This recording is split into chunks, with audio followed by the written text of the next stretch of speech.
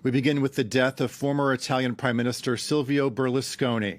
In recent months, the 86-year-old had been suffering from a lung infection linked to leukemia. The billionaire businessman was a controversial figure who created Italy's largest media company before transforming the political landscape. Let's cross to our correspondent in Rome, Seema Gupta. Seema, we got this news just a short time ago. How exactly did we learn about Berlusconi's death? Well, we understand since Friday, he was readmitted into Milan's San Raffaele Hospital.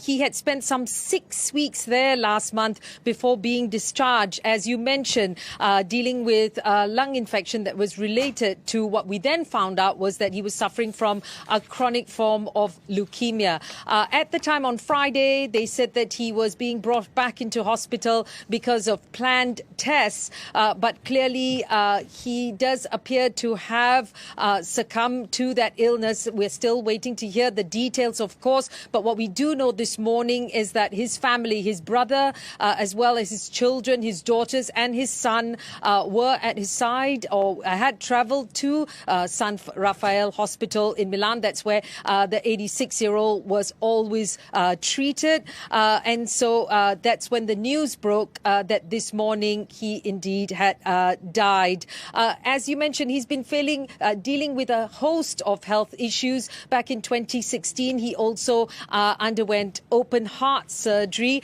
But this is a three-time prime minister in Italy, someone who has dominated Italian politics for a number of years, for decades, linked very much with his Forza Italia party, the party that he created, the party that he very much is the person that is the face behind it. And while he had many issues in terms of trials, corruption, scandals, sex scandals as well, he was only really had one confirmed conviction back in 2013, for which, because of his age, he only really served community service at the time. So really a colourful life, a very big, larger-than-life figure in Italian politics. But in recent years, we've seen the strength of his party deteriorate as well. In 2008, the party won some 30-odd percentage points, 37% points in terms of the vote share.